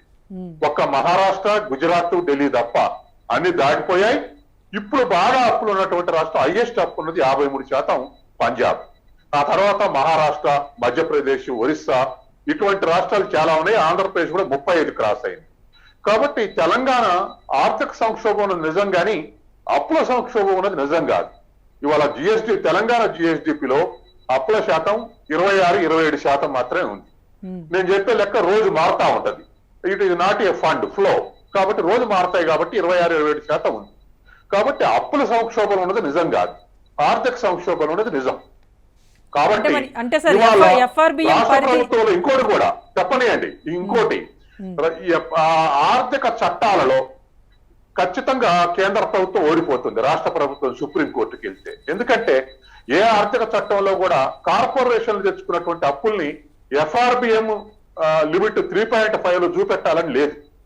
ఇప్పటి వరకు ఎప్పుడు ఏ కేంద్ర ప్రభుత్వం అడగలేదు. ఇప్పుడు కొత్తగా కార్పొరేషన్ తెచ్చిన అప్పులు ఎఫ్ఆర్బిఎం చూపెట్టాల్సిందే, అట్లయితే ఇస్తామని చెప్పేసి కేంద్ర ప్రభుత్వం కానీ ఆర్బీఐ అనటం కానీ కరెక్ట్ కాదు. ఇప్పటి వరకు ఎన్నడూ కూడా ఒక రాష్ట్రాన్ని, మన రాష్ట్రాన్ని ఆ విధంగా చూపెట్టమని అడగలేదు. కాబట్టి ఖచ్చితంగా సుప్రీంకోర్టు పోతే అది రిలీఫ్ వచ్చేటువంటి అవకాశం ఉంది. కాబట్టి మనం దేనికి దానికే కేంద్రంలో బీజేపీ ఉన్నా, రాష్ట్రంలో టీఆర్ఎస్ ఉన్నా, మరో పార్టీ ఉన్నా ఒక సైంటిఫిక్ అంచనా వేస్తే మన డిబేట్ అయినటువంటి ప్రజలు కూడా నమ్మే విధంగా ఉండాలి. కాబట్టి వాళ్ళ అట్లా కార్పొరేషన్ అప్పులు చూపెట్టాల్సిందే అనేటువంటిది లేదు. మరొక అంశం ఏంటంటే రాష్ట్ర ప్రభుత్వాలు కూడా వాళ్ళ వెస్టెడ్ ఇంట్రెస్ట్ తోటి కార్పొరేషన్ల పేరు మీద సెక్యూరిటీకి అప్పులు తెచ్చి ఆ అప్పుల మొత్తాన్ని కూడా ఎలక్షన్ల ముందల లేదా సంక్షోభాలు ఉన్నప్పుడు లేదా ఆదరణ కావాలనుకున్నప్పుడు అనౌన్స్ చేస్తే ఇటువంటి దుష్ఫలితాలు వస్తాయి. కాబట్టి ఏ రాష్ట్ర ప్రభుత్వం అయినా, కేంద్ర ప్రభుత్వం అయినా ఇటువంటి కరెక్ట్ కాదు. కాబట్టి ఫైనాన్షియల్ డిసిప్లిన్ అనేది సిఏజీ అడ్వైజర్స్ అనేది కేంద్ర ప్రభుత్వానికి వర్తిస్తుంది, తెలంగాణ ప్రభుత్వానికి వర్తిస్తుంది. సార్ కార్పొరేషన్లకు ఇచ్చింది లెక్కలోకి తీసుకోవద్దంటే అది కూడా మరి ప్రభుత్వ ఖాతాలోకి వెళ్తున్నప్పుడు ఆ అంశం పైన కేంద్రం కొర్రీలు వేయకూడదు అంటారా? ప్రభుత్వ ఖాతాలకు వెళ్ళిన ఆర్థిక చట్టంలో కార్పొరేషన్ నిధులు తెచ్చిన అప్పులు ఎఫ్ఆర్బిఎం యాక్ట్ కింద 3.5 ద్రవ్యలోడ్ కింద చూపెట్టాలనేది లేదు. ఇంతవరకు ఏ రాష్ట్ర ప్రభుత్వం మీద ఒత్తిడి చేయలేదు, ఇంతవరకు రాష్ట్ర ప్రభుత్వాన్ని అడగలేదు. కొత్తగా ఇప్పుడు కార్పొరేషన్ తెచ్చిన అప్పులు ఎఫ్ఆర్బిఎం లిమిట్ లో చూపెట్టాలంటున్నారు. కాబట్టి అది కరెక్ట్ కాదు. ఏదేమైనా ఇటువంటి సంక్షోభ సమయంలో ఖచ్చితంగా కేంద్ర ప్రభుత్వం కూడా వెంటనే ఇవ్వాల్సిన ఒక 3,000 కోట్లు ఉన్నాయి. ఇటువంటిప్పుడు సర్ది తెలంగాణ మీరు తప్పు చేస్తున్నారు, మీరు వెస్టెడ్ ఇంట్రెస్ట్ తోటి చేస్తున్నారు, ఇటువంటి తప్పు చేయడానికి వీలు లేదని ఒక వార్నింగ్ ఇవ్వటం మంచిది. అంతే తప్ప ఇవాళ ఉన్నటువంటి పరిస్థితుల్లో ఎందుకంటే ఇవాళ ప్రజలకు మనం చేసే డిబేటు పెద్దగా అనుమానం వచ్చేది కాదు. కానీ కేసీఆర్ బీజేపీ తోటి ఒక 6 ఏళ్లు సాఫ్ట్ గా ఉండి 7 ఏళ్లు సాఫ్ట్ గా ఉండి ఈ 6 ఏళ్ల నుంచి వ్యతిరేకంగా చేస్తున్నాడు కాబట్టి దీన్ని కేసీఆర్ ని కట్టడి చేయడానికి బీజేపీ ఇట్లా చేస్తుందని అనుకునే వాళ్ళ సంఖ్య ఎక్కువే ఉంది. అట్లాగే కేసీఆర్ కు మరి ఆ మాత్రం ఆర్థిక శక్తి లేనిది బీజేపీకి వ్యతిరేకంగా ఎందుకు యుద్ధానికి దిగిండు? ఆ మాత్రం జాతీయ రాజకీయాల వరకు ఎందుకు వెళ్ళటం? ముందు రాష్ట్రంలో పరిస్థితులు చక్కదిద్దకుండా అనుకునే ప్రజలు కూడా ఉన్నారు. కాబట్టి ఇప్పుడున్నటువంటి ఈ రాజకీయ వైరుధ్యంలో ఈ చర్చని కేవలం ఆర్థిక దృష్ట్యా కాకుండా రాజకీయ దృష్ట్యా కూడా చూసేటువంటి అవకాశం ఉంది. తర్వాత మరొక మాట ఏమిటంటే ఇవాళ కేంద్రానికి ఖర్చు ఈ దేశంలో ప్రజల కోసం ఖర్చు పెట్టాల్సినటువంటి బాధ్యతలో రాష్ట్ర ప్రభుత్వాలకు 62% ఉంది. కానీ వచ్చే ఆదాయం 38% అన్ని రాష్ట్రాలకు కలిపి. కేంద్ర ప్రభుత్వానికి ఖర్చు పెట్టే బాధ్యత 38% ఉంది. కేంద్రానికి వచ్చేటువంటి ఆదాయం 63% ఉంది దాని చేతుల్లో. అంటే రాష్ట్రాలకు ఖర్చు పెట్టే బాధ్యత ఎక్కువ ఉంది, ఆదాయం కేంద్ర ప్రభుత్వం చేతుల్లోకి పోతుంది. రాష్ట్రాలకు అన్ని రాష్ట్రాలు కలిపి 63% ఖర్చు చేయాలి, కానీ కేంద్ర చేతులకు పోతుంది. కాబట్టి ఈ డిఫరెన్సియేషన్ ని అనేక సర్కారియా కమిషన్ ఆ తర్వాత మిగతా ఫైనాన్షియల్ కమిషన్స్ సజెషన్స్ చేస్తున్నాయి, కానీ వాటిని ఒక సీరియస్ డిబేట్ చేసి నిక్కచ్చిగా రాజ్యాంగ ప్రకారం ఈ విధంగా రావాల్సిందని నిర్ణయించుకోవట్లేదు. ఈ జిఎస్టీ ప్రవేశపెట్టారు, అకస్మాత్తుగా జిఎస్టీ చట్టం తెచ్చాడు. అసలు జిఎస్టీని ఫస్ట్ సపోర్ట్ చేసిందే కేసీఆర్, మళ్ళా తిరిగి ఫస్ట్ అపోజ్ చేసిన ముఖ్యమంత్రి కూడా కేసీఆర్. ఎందుకు ఈ తొందరపాటు? ఇవన్నీ పక్కన పెడితే ఇవన్నీ నరసింహారెడ్డి గారు అన్నట్టుగా అప్పులు తీసుకొస్తున్నారు, వాటి వివరాలు ఎందుకు వెల్లడించట్లేదు ప్రభుత్వం? మీరు చెప్పినట్టుగా ఏ ఇబ్బంది లేనప్పుడు శ్వేతపత్రం విడుదల చేయడానికి ఉన్న సమస్య ప్రభుత్వానికి శాసనసభ ముందు పెట్టడానికి సమస్య? ఎకనామిక్స్ లో ఒక సూత్రం ఉంది, దేశ బడ్జెట్ గాని రాష్ట్ర బడ్జెట్ గాని ప్రతి పైసా ప్రతి రూపాయి పౌరులకు చెప్పాలి. వ్యక్తిగత బడ్జెట్ కుటుంబ బడ్జెట్ ఒక్క రూపాయి కూడా ఇతరులకు చెప్పాల్సిన అవసరం లేదు. ఇది సూత్రం. కాబట్టి తర్వాత ఇంకోటి కూడా, ఒక 112 యాక్ట్ ప్రకారం అసలు పార్లమెంట్ గాని అసెంబ్లీ గాని ఆమోదించకుండా ఒక్క రూపాయి కూడా ఖర్చు చేసే అధికారం కేంద్రానికి లేదు, రాష్ట్ర ప్రభుత్వానికి లేదు. పార్లమెంటు కేంద్ర బడ్జెట్ పార్లమెంట్ ఆమోదించిన తర్వాతనే ఖర్చు పెట్టాలి, రాష్ట్ర బడ్జెట్ ని రాష్ట్ర శాసనసభ ఆమోదించిన తర్వాతనే ఖర్చు పెట్టాలి. రైట్. మొత్తానికైతే అప్పుల కోసం టీఆర్ఎస్ సర్కారు తిప్పలు పడుతున్న పరిస్థితి కనిపిస్తోంది. ఆర్థిక శాఖ ముందు ఉన్న ప్రత్యామ్నాయాలు ఏంటన్న ఆలోచనలో ప్రభుత్వం అయితే ఉంది. ఇప్పుడు సార్ చెప్పినట్టుగానే బడ్జెట్ కేటాయించిన తర్వాత వాటి ఖర్చు వివరాలు కూడా ప్రతి ఒక్కరికి తెలియాల్సిన అవసరం అయితే ఉంది. ఈ ఏడాదికి సంబంధించి బడ్జెట్ కేటాయించిన 2 నెలల్లోనే ఇలాంటి ఒక పరిస్థితి ఎదురవటం అనేది అది రాష్ట్ర ప్రభుత్వానికి నిజంగా ఫేస్ చేయాల్సిన ఒక అంశంగానే కనిపిస్తోంది. సత్యం గారు మీరే కంటిన్యూ చేయండి. ఒకవేళ నిజంగా బడ్జెట్ కొత్తగా ఒక అప్పులు కనుక కుదరకపోతే కనుక ఇప్పుడు ఏదైతే ప్రభుత్వం ఒక బడ్జెట్ అనుకుని ముందుకు వెళ్తోందో దాన్ని కుదించుకుంటే కనుక వచ్చే నెలలో కాస్త ఈ పరిస్థితి నుంచి కాస్త గట్టెక్కే అవకాశం ఏమైనా ఉంటుందంటారా? కుదించుకునే పరిస్థితి ఖచ్చితంగా అండి. కొన్ని ఖర్చులు అవాయిడ్ చేయలేరు. అంటే జీతాలు గాని పెన్షన్లు గాని ఇటువంటి అవాయిడ్ చేయలేరు, ప్రభుత్వ ఖర్చులు గాని ఇటువంటి అవాయిడ్ చేయలేరు. కానీ పోస్ట్ పోన్ చేసేటువంటి తర్వాత దాన్ని డివిజిబుల్ చేసి పోస్ట్ పోన్ చేసుకునేటువంటి అవకాశం ఉంది. ఇప్పుడు రైతు బంధు ఉంది, ఒకేసారి ఇస్తే 7,500 కోట్లు అవసరం. కానీ ఈ 15 రోజులు జూలై 30 వరకు దాన్ని డివిజిబుల్ చేసుకుంటూ ముందు ఎక్కువ సంఖ్యలో ఉండి తక్కువ భూమి ఉన్నటువంటి వాళ్ళకి ఇస్తే సేవ్ అయ్యేటువంటి అవకాశం ఉంది. కాబట్టి ఎకరం 2 ఎకరాలు 3 ఎకరాలు 4 ఎకరాలు ఉన్నటువంటి వాళ్ళకు ముందు ఇచ్చుకుంటూ ఎక్కువ ఎకరాలు ఉన్నటువంటి వాళ్ళకు తర్వాత ఇవ్వటం. నేను ఎప్పటి నుంచే చెప్తున్నా, అసలు రైతు బంధు ఉన్న కాంచే చెప్తున్నా 8 ఎకరాలకు పైన అసలు రైతు బంధు ఇవ్వద్దు అని. 100 ఎకరాలు ఉన్నవాడికి కూడా 8 ఎకరాలకే ఇవ్వండి, 10 ఎకరాలు ఉన్నవాడికి కూడా 8 ఎకరాలకే ఇవ్వండి, 2 ఎకరాలు నిరాకరించడం చెప్తున్నా. కాబట్టి ప్రభుత్వం అక్కడికి రాక తప్పదు. అందుకని బీడు భూములకు తర్వాత 100 ఎకరాల వరకు రైతు బంధు పేరు మీద ఇచ్చి ఒక 3,000 కోట్ల అదనపు ఖర్చు తెచ్చుకుంటుంది గవర్నమెంట్. కాబట్టి ఖచ్చితంగా సంవత్సరానికి 7,000 2 విడతలుగా 7,000 కోట్లు సేవ్ చేసేటువంటి అవకాశం ఉంది. సరే, మిగతా అన్ని పథకాలు కాదు, కానీ ఇవాళ రాష్ట్ర ప్రభుత్వం రేషనలైజేషన్ తీసుకొస్తే ఖచ్చితంగా ఈ 4,000 కోట్లు ఏదైతే షార్టేజ్ ఉందనుకుంటున్నామో 3-4,000 కోట్లు అవి సేవ్ చేసుకొని ఈక్వల్ అయ్యేటువంటి అవకాశం ఉంది. అదొక అంశం. ఇవాళ జూన్ విషయానికి వస్తే ఖచ్చితంగా వేస్ అండ్ మీన్స్ అంటే చేవదులకు తెచ్చుకునేటువంటి అవకాశం, ఓవర్ డ్రాఫ్ట్ తెచ్చుకునేటువంటి అవకాశాలు ఉన్నాయి. కాబట్టి జూన్ నుంచి బయటపడటానికి ఒక అదనంగా 1000-1500 కోట్లు అదనంగా ఆదాయం వచ్చే అవకాశం ఉంది మే నెలలో. తర్వాత 2-3 వేల కోట్లు ఈ విధంగా సమీకరించుకొని ఇంప్లిమెంట్ చేయాల్సినవి పోస్ట్ పోన్ చేస్తారు. రాజకీయ విమర్శలు వస్తాయి ఖచ్చితంగా. ఇవాళ రైతు బంధు ఒకేసారి ఇవ్వకుండా పోస్ట్ పోన్ చేసుకుంటూ పోతుంటే ఇగో దివాళి తీసింది అనేటువంటి అవకాశం ఉంది. రాజకీయ విమర్శలు వేరు, రాజకీయ సమర్థనలు వేరు. కానీ ఆర్థిక అంచనాల ప్రకారం చూస్తే మాత్రం ఖచ్చితంగా ఒక 3-4 వేల కోట్ల షార్టేజ్ ఉంటుంది. అవి చేయబదులు తర్వాత ఓవర్ డ్రాఫ్ట్ ద్వారా మీట్ అవుతుంది. అయితే ఇది షార్ట్ ప్రిస్క్రిప్షనే. లాంగ్ రన్ లో రాష్ట్ర మొత్తానికి కూడా ఇటువంటి ప్రిస్క్రిప్షన్స్ పనికిరావు. కాబట్టి పథకాలని సమీకరించుకోవాల్సినటువంటి అవకాశం ఉంది. ఇప్పుడు రైతు బంధు ప్రవేశపెడితే కేసీఆర్ కు క్రెడిట్ వచ్చింది, కానీ దళిత బంధు ప్రవేశపెడితే క్రెడిట్ రాలేదు. అది కేవలం హుజూరాబాద్ లో గెలవటం కోసం ఇది అనౌన్స్ చేసిండు అనేటువంటి అపప్రద కూడా వచ్చింది.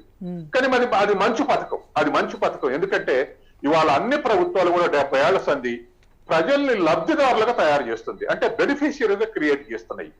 అట్లా కాదు, పాత్రదారులుగా క్రియేట్ చేయాలి. పాత్రధారి అంటే ఖచ్చితంగా ఒక ఉత్పత్తి సాధన వాళ్ళ చేతుల్లోకి వెళ్ళాలి. కేసీఆర్ 3 ఎకరాలు ఇస్తానన్నాడు, 3 ఎకరాలు ఇవ్వలేకపోయిండు, ఎకరం కూడా ఇవ్వలేకపోయిండు. అటువంటప్పుడు 10 లక్షలు ఇచ్చి ఆ 10 లక్షలతోటి ఒక ట్రాక్టరో ఒక లారీనో ఇంకోటో కొనుక్కొని వాళ్ళకి ఆదాయ వనరులు చూపించడం అనేది కరెక్ట్. కానీ టార్గెట్ గ్రూప్ ఎవరు? అందరికి ఇస్తామనంటే కరెక్ట్ కాదు. దళితులు కూడా భూమి ఉన్న వాళ్ళకి అవసరం లేదు. ఎసెట్ ఉన్నాక మరొక 10 లక్షల ఎసెట్ ఇవ్వాల్సిన పని లేదు, ఉద్యోగం ఉన్న తర్వాత ఇవ్వాల్సిన పని లేదు. ఇట్లా ఇప్పుడు రేషన్ కార్డుల స్కీమ్ కానీ, దళిత బంధు కానీ, రైతు బంధు కానీ ఇటువంటి అన్ని కూడా సమీక్షించుకుంటే ఆ తేడా తగ్గేటువంటి అవకాశం ఉంది. కానీ నా అంచనా ఏమిటంటే ఎలక్షన్ల ముందు ఇవి సమీక్షించుకొని తగ్గించుకునే అవకాశం లేదు. రేపు 2 ఏళ్లలో సంవత్సరంన్నరలో ఎలక్షన్ వచ్చే అవకాశం ఉంది. కాబట్టి ఈ సంవత్సరంన్నర ఏదో విధంగా కుదేలైనా వీటన్నిటిని మోసే అవకాశం ఉంది. ఏదేమైనా ఇవాళ ఉన్నటువంటి ఈ పరిస్థితుల్లో రాష్ట్ర కేంద్ర ప్రభుత్వాలు కూడా మరి ఇట్లా ఖర్చు చేసుకుంటూ పోతే మనం ఆ బ్యాలెన్స్ ను పాటించాల్సినటువంటి బాధ్యత ఉంది. అంటే ఇవాళ టిఆర్ఎస్ అడిగారనుకోండి మీరు, మరి మోడీ ప్రభుత్వం ఎందుకు ఇస్తుంది సంవత్సరానికి 6 లక్షలు 6,000 అంటారు. దానికి సమర్థించుకుంటే బీజేపీ వాళ్ళు చెప్తారు 5 ఎకరాల పైన వాళ్ళకి ఇవ్వట్లేదు, లోపల ఉన్న వాళ్ళకే ఇస్తున్నారు. కానీ ఇవాళ మరి ఆహార ధాన్యాల పంటలకు సబ్సిడీ ఇవ్వకపోతే ఎవరు సాగు చేయట్లేదు. అమెరికాలో 60 లక్షల మంది నుంచి 20 లక్షల మందికి రైతులు పడిపోయారు. 50% సబ్సిడీ ఇస్తే కూడా భారతదేశంలో ఎవరు వ్యవసాయానికి 10% కన్నా ఎక్కువ సబ్సిడీ ఇస్తలేదు. ఇప్పుడు 5,000 ఇస్తే ఒక్క తెలంగాణలో 25% సబ్సిడీ ఇస్తున్నట్టు లెక్క. కాబట్టి ఆహార ధాన్యాలు సాగు చేయాలంటే మరి సబ్సిడీ అవసరం. సబ్సిడీ అవసరం కాబట్టి రైతు బంధు మనలో పొందింది, కానీ భూస్వాములకు అవసరం లేదు, ధనిక రైతులకు అవసరం లేదు, బీడు భూములకు అవసరం లేదు, రియల్ ఎస్టేట్ వాళ్ళకు అవసరం లేదు. కాబట్టి ఇటువంటిది మార్పు తీసుకొచ్చి అట్లాగే రైతులకు ఇచ్చే కౌల్లో కూడా కౌలుదారులకు రైతు బంధు ఇవ్వలేకపోయినా, ఓనర్షిప్ లేదు కాబట్టి ఇవ్వలేకపోయినా, వాళ్ళకు కౌలు ఇచ్చేటువంటి రైతులకు ఇచ్చే కౌల్లో చట్టమే చేసి ఒక 12 బస్తాలు దాటడానికి వీలు లేదు. ఇప్పుడు 14-15 బస్తాలు ఒక్కొక్క సీజన్ ఇస్తున్నారు అనుకోండి, దాన్ని రేషనల్ గా లెక్కేసి ఎక్స్పర్ట్స్ తోటి కౌలు ఇంతకు మించి తీసుకోవద్దని ఒక సలహాయం ఇచ్చి అటు కౌలుదారుని కూడా రక్షించాల్సినటువంటి బాధ్యత ప్రభుత్వం మీద ఉంది. కాబట్టి ఇవాళ ఇటువంటి ఏదైనా ఎక్కడైనా వెస్టెడ్ ఇంట్రెస్ట్ ఉంటే ఖచ్చితంగా ఆ పథకం లాంగ్ రన్ లో రాంగ్ రిజల్ట్స్ వస్తాయి. రాంగ్ రిజల్ట్స్ వచ్చేటువంటి వాటిని దాన్ని తీసుకోవద్దు, ప్రవేశపెట్టద్దు. ఎస్ రామ్మోహన్ రావు గారు, మీరు చెప్పండి. జీతాలు, వేతనాలు, పింఛన్లు ఇవైతే మస్ట్గా చెల్లించాల్సిన పరిస్థితి. ఇప్పటి వరకు ఏవైతే అప్పులు తీసుకొచ్చారో వాటికి వడ్డీలు కూడా చెల్లించాల్సిన పరిస్థితి. సో తప్పక చెల్లించాల్సినవి అయితే ఎలాగూ చెల్లించాల్సి ఉంటుంది. సరి చెప్పినట్టుగా సంక్షేమ పథకాలనే కాస్త వాయిదా వేస్తే ఏమైనా జూన్ నెల నుంచి కాస్త ఈ గండ నుంచి కాస్త గట్టెక్కే పరిస్థితి ఉంటుందా ప్రభుత్వానికి? లేకపోతే సంక్షేమ పథకాలను ఏమైనా విస్మరిస్తే ప్రభుత్వానికి కీడు జరుగుతుంది కాబట్టి ఈ ఆర్థిక శాఖ వేరే ప్రత్యామ్నాయాలు వెతికే ఆలోచన చేయొచ్చు అంటారు. రాజేశ్వర్ గారు, రాష్ట్ర ప్రభుత్వం ఆర్థిక పరిస్థితి ఎట్లా అయిందని ప్రతిరోజు పరగడిపే అని తయారైంది. ప్రతిరోజు పరగడిపే, ఇవాళ వసూలు అయితే రేపు ఏమైనా పని చేయొచ్చు. జూన్ లోనే ఈ పరిస్థితి. రేపు ఫస్ట్ వస్తున్నాయి. ప్రభుత్వ ఉద్యోగుల జీతాలు కానీ ఇతరత్ర ఈ రోజువారీ ఖర్చులు ఏమీ తగ్గించలేము. ఏం తగ్గించినా మన సత్యం గారు చెప్పినట్టు రైతు బంధును వాయిదా వేయచ్చు. ఇప్పుడు చేస్తుంది అదే. రైతు బంధును కూడా మీరు ఎకరా రైతుకు ఒక రోజు అంటే వారం 10 రోజుల్లో పూర్తి చేస్తున్నారు. నెల రోజులు టైం తీసుకోవాల్సి వస్తుంది అంతే. ఇప్పుడు ప్రతి రైతు బంధు మొదటి రోజు ఎకరం లోపు రైతులు, 2వ రోజు 2 ఎకరాల లోపు, 3వ రోజు 3 ఎకరాల లోపు, 4వ రోజు 4 ఎకరాలు ఇట్లా ఇస్తూ 10 ఎకరాలు 15 ఎకరాలు దాడుతున్నారు. 10 రోజుల్లో పూర్తి చేస్తుంది. ఇప్పుడు ఏమైందంటే దీన్ని తగ్గించకూడలేదు. సత్యంగా ఒక మంచి సూచన ఇచ్చారు, కానీ అది ఆచరణ సాధ్యం కాదు. ఎందుకంటే మీకు 5 ఎకరాల లోపు వాళ్ళు 7 ఎకరాలు మీరు సీలింగ్ పెట్టారు అనుకోండి. గతంలో సీలింగ్ యాక్ట్ వచ్చినప్పుడు ఇదే చేశారు. భూ సంస్కరణ వచ్చినప్పుడు భార్యాభర్తలు విడాకు తీసుకున్నారు, అన్నదమ్ములు విడిపోయినట్టు చూపెట్టారు, మేజర్ కానీ మైనర్ తీసుకొచ్చి మేజర్ చూపెట్టారు. 5 ఎకరాలు అంటే వాళ్ళకి 54 ఎకరాల లోపు చూపెట్టుకుని సీలింగ్ లో కూడా భూములు దక్కించుకున్నారు. ఇవాళ కూడా ఏమవుతుందంటే ఒకళ్ళు 20 ఎకరాలు ఉన్న ఆసామి 5 ఎకరాలకు పరిమితి చేసినటువంటి పిల్లల పేరు మీద భార్య పేరు మీద వేరు మార్చేస్తున్నప్పుడు 5 ఎకరాలు ఉంటుంది పట్టేదారు. అందుకని నేను ఏమంటున్నా అంటే పరిష్కారం అక్కడ లేదు. పరిష్కారం ఎక్కడుందంటే ఖర్చుకు ఆదాయానికి పొంతన లేకుండా ఈ ఖర్చు పెడుతున్న ప్రభుత్వం నియంత్రణ రావాలి. కానీ పార్టీలు ఆ పని చేయలేదు. రేపు పొద్దున ఎన్నికలు వస్తున్నాయి 2023లో. ఇప్పటికే కాంగ్రెస్ పార్టీ మొన్న రైతు సంఘర్షణ సభలు ఏమన్నారు, వాళ్ళు 10 ఇస్తే మేము 15 ఇస్తాము. గతంలో 2018 ఎన్నికల కన్నా ముందు ఏది జరిగింది, 1000 రూపాయల పెన్షన్లు మేము 2000 చేస్తామని కాంగ్రెస్ పార్టీ అంటే మేము 2016 చేస్తాము. 2016 రూపాయలు ఇచ్చారు కదా.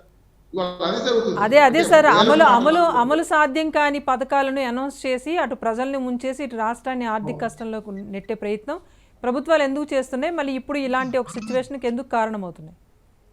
ఓటు బ్యాంక్ రాజకీయాలు రాజేశ్వర్ గారు, ఓటు బ్యాంక్ రాజకీయాలలో డైరెక్ట్ గా బెనిఫిషరీకి డబ్బు చేరాలి. ఇప్పుడు గతంలో లాగా ఉద్యోగాలు ఇప్పిస్తేనో ఉపాధి కల్పిస్తేనో ఓట్లు పడతలేవు.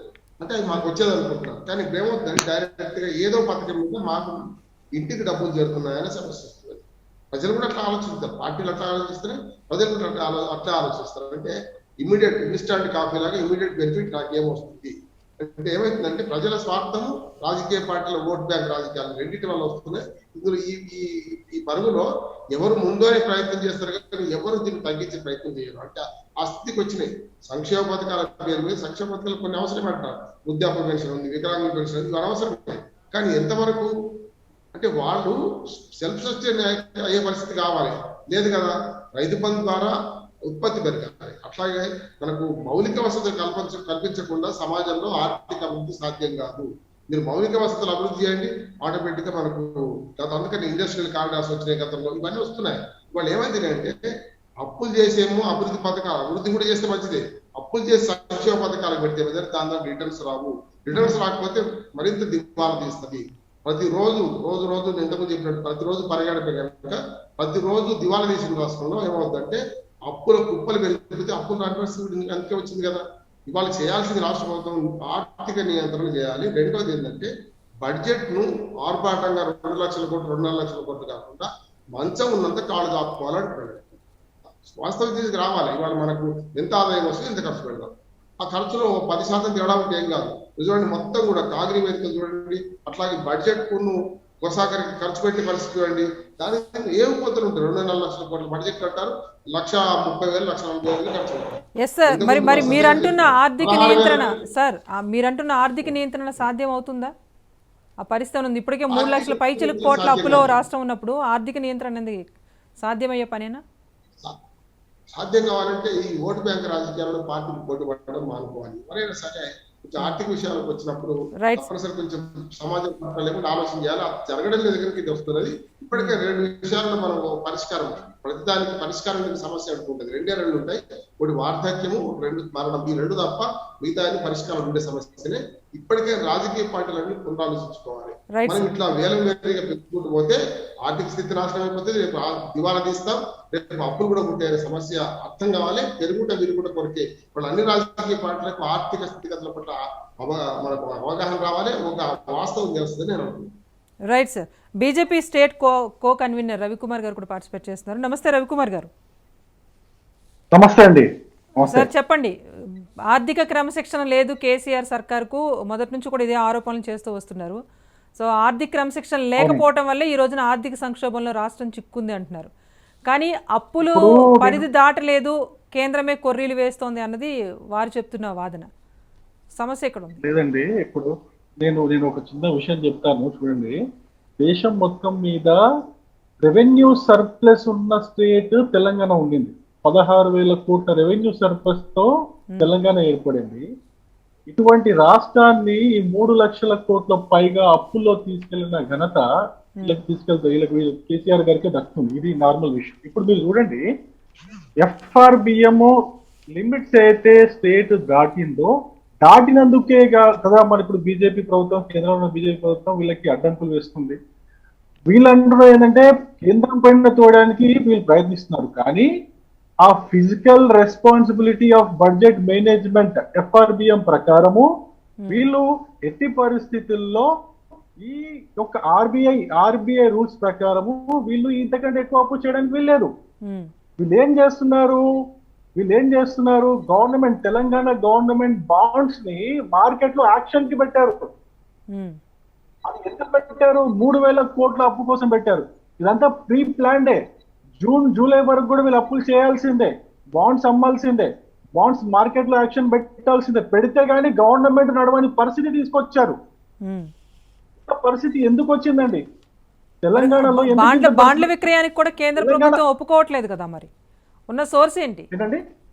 బాండ్ల అమ్మకానికి కూడా కేంద్ర ప్రభుత్వం ఒప్పుకోవట్లేదు, మరి దీనికి సంబంధించి కేంద్ర ప్రభుత్వం ఇప్పుడు కేంద్ర ప్రభుత్వం ఒప్పుకోవాలి అంటే వీళ్ళు ఆ క్రమశిక్షణ మెయింటైన్ చేయాలి, ఆర్థిక క్రమశిక్షణ మెయింటైన్ చేయాలి. ఇష్టం వచ్చినట్టు నేను ఖర్చు చేస్తాను, ఇష్టం వచ్చినట్టు నేను అన్ని దుబారా ఖర్చులు చేస్తాను, ప్రతిదానికి నేను అసలు లెక్కలు చేయకుండా ఇష్టం వచ్చినట్టు అది చేస్తాను అంటే ఎవరికైనా లెక్కలు ఉంటాయి కదండి. ఇప్పుడు ఫైనాన్షియల్ మేనేజ్మెంట్ కాసేపు క్రితం మేము విశ్లేషకులతో మాట్లాడినప్పుడు ఒకటే చెప్పారు, రాష్ట్రం అప్పులు ఎక్కువ చేసింది ఓకే, కానీ ఆర్థిక సంక్షోభంలో కూరుకుపోయేంత అప్పులు అయితే రాష్ట్ర ప్రభుత్వం లేదు. మిగతా రాష్ట్రాలతో చూసుకుంటే కనుక తెలంగాణ ప్రభుత్వం ఇప్పటికీ కూడా సేఫ్గానే ఉంది అని అంటున్నారు. లేదు మీరు ప్రపోర్షనేట్ గా చూస్తే ఇప్పుడు చూడండి, వీళ్ళు జూన్ లో 4,000 crores వీళ్ళు అప్పు చేయాలి. దీంట్లో ఒక 3,000 కోట్ల రూపాయలు గవర్నమెంట్ కి ఆదాయం వస్తుంది ఈ ట్యాక్స్ ద్వారా, జిఎస్టీ ద్వారా, దాని ద్వారా, దీని ద్వారా. ఓకే, ఇప్పుడు ఇది వచ్చిన తర్వాత కూడా వీళ్ళు అప్పుల్లోనే ఉంటారు. ఇంకా జూన్ దాదాపు 15,000 కోట్ల అప్పులు చేయాలి జూన్ లో. ఈ రైతు బంధు వస్తుంది, ఇప్పుడు రైతు బంధు వస్తుంది, పెన్షన్స్ వస్తుంది, ఇవన్నీ కొత్తగా వస్తున్నాయి కాబట్టి ఇంకా 15,000 కోట్ల రూపాయలు అప్పులు చేయాలి వీళ్ళు. అప్పులు చేస్తే గానీ వీళ్ళ ఇల్లు నడవదు, అంటే గవర్నమెంట్ నడవదు. దుబారా ఒకటి, ల్యాక్ ఆఫ్ మేనేజ్మెంట్ ఒకటి, వీళ్ళకి ఫైనాన్షియల్ కి సంబంధించింది ఎలా మేనేజ్ చేయాలని తెలియకపోవడం, ఇటువంటి వాళ్ళు గవర్నమెంట్ ఏం నడిపిస్తారండి? ఒక మాట, చిన్న మాట, ఇప్పుడు మీరు ఒక విషయం అడిగారు, మిగతా స్టేట్స్ కంటే కూడా తెలంగాణ బాగానే ఉంది అప్పుల పరిస్థితి అంటున్నారు. ఓకే, అయితే తెలంగాణ ఎటువంటి పరిస్థితి నుంచి ఎటువంటి పరిస్థితికి వచ్చింది? మీరు ఒక విషయం గుర్తుపెట్టుకోండి, మిగులు బడ్జెట్ తో స్టార్ట్ అయ్యి లోటు బడ్జెట్ లోకి వచ్చేసింది. మిగిలిన బడ్జెట్ తో స్టార్ట్ అయ్యి లోటు బడ్జెట్ ఎట్లా పోయింది? అటువంటి పరిస్థితి ఎందుకు వచ్చింది? పోనీ మీరేమైనా సంక్షేమ పథకాలన్నీ మీరు వాగ్దానం చేసినట్టు మీరు ఇచ్చిన వాగ్దానాల ప్రకారం అన్ని సంక్షేమ పథకాలు మీరు అమలు పరిచారా? నేను చెప్తాను, నేను చాలా ఉండే అట్లా సంక్షేమ పథకాలు చెప్పాలి, వీళ్ళు అమలు చేయండి. ఇంకా ఇప్పుడు గొర్రెల పథకం కింద మీకు విషయం చెప్తాను, గొర్రెల పథకం కింద ప్రతి ఒక్క లబ్ధిదారుని దగ్గర నుంచి దాదాపు 35,000 రూపాయలు డీడీలు తీసుకున్నారు. దాదాపు 5,600 కోట్ల రూపాయల డీడీలు గవర్నమెంట్ దగ్గర ఉన్నాయి, ఇంతవరకు గొర్రెలు పంచలేదండి వాళ్ళు. ఎటుపోయినాయి డబ్బులు? మీకు ఇదొక చిన్న ఎగ్జాంపుల్ చెప్తాను, గొర్రెలకు సంబంధించి ఒక చిన్న ఎగ్జాంపుల్ అంతే. ఇంకా ఇట్లాంటివి చాలా ఉన్నాయి. వీళ్ళు ప్రామిస్ చేసినవి నడపలేకపోతేనే చాలా ఉన్నాయి. ఇంతకుముందు ఎవరో మాట్లాడుతున్నారు, చాలా పర్ఫెక్ట్ గా మాట్లాడుతున్నారు రైతు బంధు స్కీమ్ గురించి. రైతు బంధు అందరికీ ఇవ్వాల్సిన అవసరం లేదు, ఎందుకు ఇస్తున్నారు? క్రమశిక్షణ, దీన్నే డిసిప్లిన్ అంటారు, ఆర్థిక ఫైనాన్షియల్ డిసిప్లిన్ అంటారు దీన్నే. ఇది లేదు గవర్నమెంట్ దగ్గర.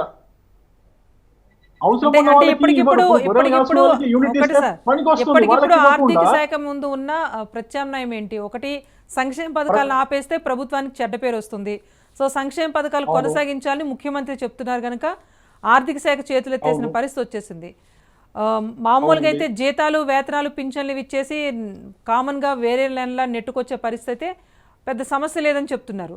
సో సంక్షేమ పథకాలు ఆపడమే ఇప్పుడున్న ప్రత్యామ్నాయమా? రైతు బంధు కానీ లేకపోతే ఇతరతర సంక్షేమ పథకాలు కానీ ఎదురు చూస్తున్న వాళ్ళకి సమాధానం ఉందా?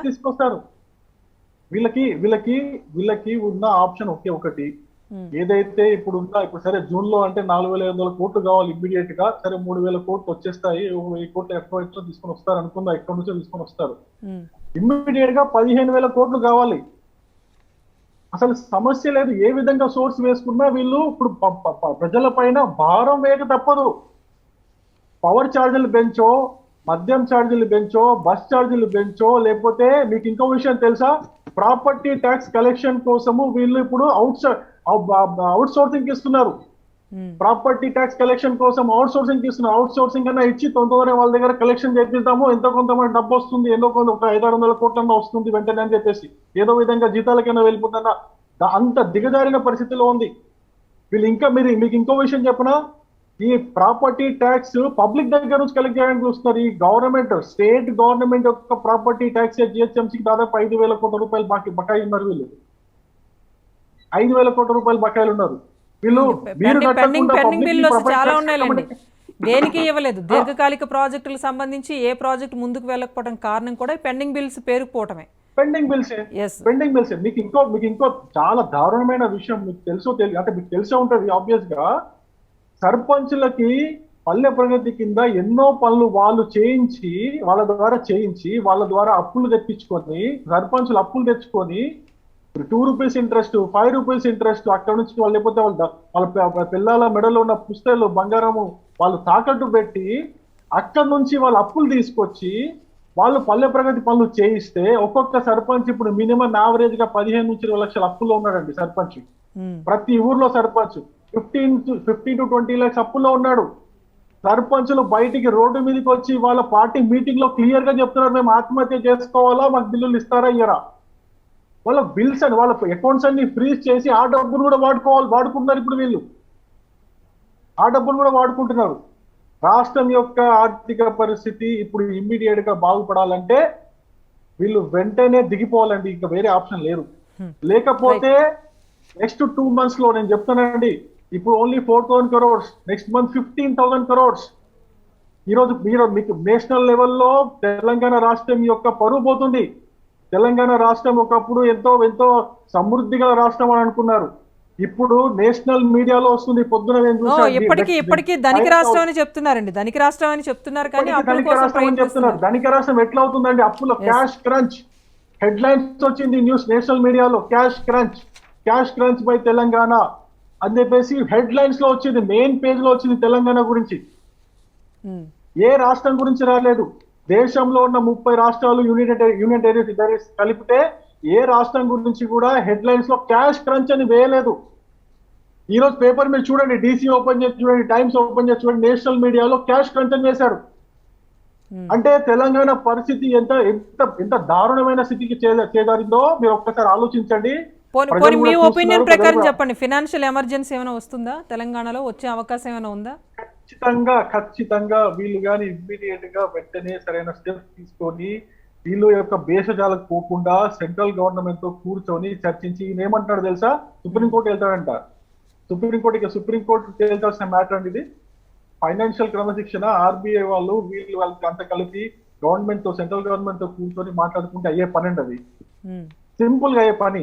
కొంచెం వాళ్ళు ఎంతో కొంత హెల్ప్ చేస్తారు. మీరు 4,000 కోట్లు అడిగారు, నెక్స్ట్ మంత్ 15,000 కోట్లు అడిగారు, ఒక 5,000 కోట్లను వచ్చే ఛాన్స్ ఉంది.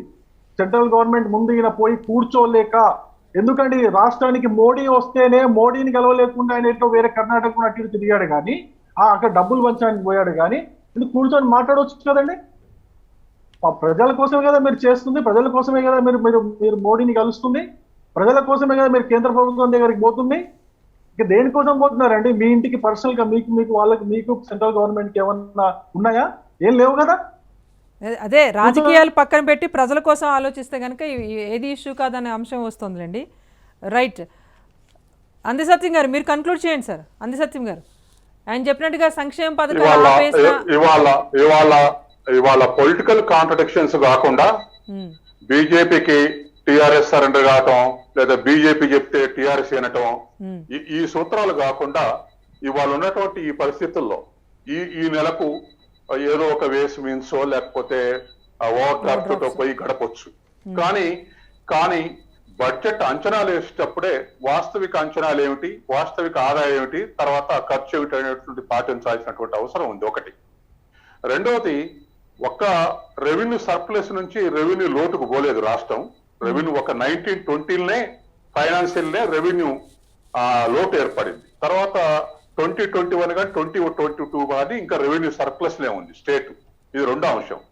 మూడోది, ఖచ్చితంగా ఓవర్ బర్డన్ స్కీమ్స్, తర్వాత బర్డన్ అయినటువంటి స్కీమ్స్ కు రేషనలైజ్ చేయటం, ఇటువంటివన్నీ కూడా రాష్ట్ర ప్రభుత్వం ఖచ్చితంగా తీసుకోవాల్సినటువంటి అంశాలే. మరొక అంశం అంటే ప్రతిపక్షాలు అధికార పక్షం కలిసి తీసుకోవాల్సిన కొన్ని నిర్ణయాలు ఉంటాయి. ఇవాళ పంజాబ్ లో ముఖ్యమంత్రి రాగానే అధికార పక్షం ప్రతిపక్షాలు కూర్చొని రాష్ట్ర జీడిపిలో అప్పుల శాతం 53% ఉంది. అంటే తెచ్చిన 50,000 కోట్లు తెస్తే 50,000 కోట్లు కూడా వడ్డీకే పోతున్నాయి. కాబట్టి మనం ఏం చేయాలని చెప్పేసి ప్రతిపక్షాలు అధికార పక్షం కూర్చొని మాట్లాడుకున్నాయి. అది ట్రాన్స్పరెన్సీ ఉన్న చోట, మీరు అన్నట్టు ట్రాన్స్పరేన్సీ ఉన్న చోట అలాంటి పరిస్థితి తెలంగాణలో ఉంది. తెలంగాణలో ఎక్కడైనా సరే అసలు దాచిపెట్టలేరండి. State government దాచిపెట్టే దాగదని. కాబట్టి ఇవాళ తెలంగాణలో కూడా ఇప్పుడు ఉపాధి హామీ పథకం ఇంకా రోజులు పెంచాలంటారు, ఇంకా కూలి పెంచాలంటారు ప్రతిపక్షాలు. అధికార పక్షం పెంచలేదు, విమర్శ వస్తుంది, పెంచుద్ది సంక్షోభం. లేదా ఇంకా రైతు బంధు ఇంకా పెంచాలంటారు ప్రతిపక్షాలు. రైతు బంధు పెంచలేమంటారు, బదనాం అవుతాం. కాబట్టి రైతు బంధులు ఇంకా పెంచుతారు. ఇట్లా ప్రతిపక్షాల డిమాండ్లు ఉంటాయి, అధికార పక్ష కన్సిడర్ చేసేవి ఉంటాయి. వీటన్నిటి కూడా రాష్ట్ర భవిష్యత్తు, రాష్ట్ర డెవలప్మెంట్ దృష్ట్యా చూసి ఆలోచించి చేయటం మంచిది తప్ప పొలిటికల్ కంపల్షన్ తోటి, ఎలక్షన్ కంపల్షన్స్ తోటి పథకాలు చేపట్టొద్దు. అట్లాగే కేంద్ర రాష్ట్ర ప్రభుత్వాల మధ్య ఇటువంటి క్రైసిస్ వస్తే అది కోఆపరేటివ్ ఉండాలి తప్ప ఒకరికొకరికి సరెండర్ కావాలి లేదా చెప్పిన మాట వినాలనేది కరెక్ట్ కాదు. ఎందుకంటే ఇది ఫెడరల్ గవర్నమెంట్స్ ఇవాళ ఉన్నటువంటి రాష్ట్రాల సమైక్య ఇది. కాబట్టి ఖచ్చితంగా రాష్ట్రాల మీద ఖర్చు పెట్టే బాధ్యత ఎక్కువ ఉంది, ఆదాయం కేంద్ర చేతుల్లో ఎక్కువ ఉంది. వీటన్నిటిని కూడా కన్సిడరేషన్స్ తీసుకొని మనం నిర్ణయాలు తీసుకోవాల్సినటువంటి అవసరం ఉంది. బీజేపీ సహా అన్ని రాష్ట్రాలు కూడా ట్యాక్సెస్ లో 41% షేర్ ఇవ్వాలని డిమాండ్ చేస్తున్నాయి. కానీ ఆ 41% కన్సిడర్ చేస్తే ఇంకొంచెం ఇంప్రూవ్ అయ్యేటువంటి అవకాశం ఉంది. కాబట్టి కేంద్ర రాష్ట్ర ఆర్థిక సంబంధాల్లో పునర్వ్యవస్థీకరించి ఒక పర్ఫెక్షన్ తీసుకొస్తే కొంత మేరకు రాష్ట్రాలు బయటపడేటువంటి అవకాశం ఉంది. ఫైనల్ గా జూన్ నెల అయితే గండవే. దీన్ని గట్టెక్కడానికి మాత్రం ప్రభుత్వం ముందు ప్రత్యామ్నాయాలు లేవు. ఆ ప్రయత్నాలు అయితే చేయాల్సిన అవసరం అయితే ఉందంటారు.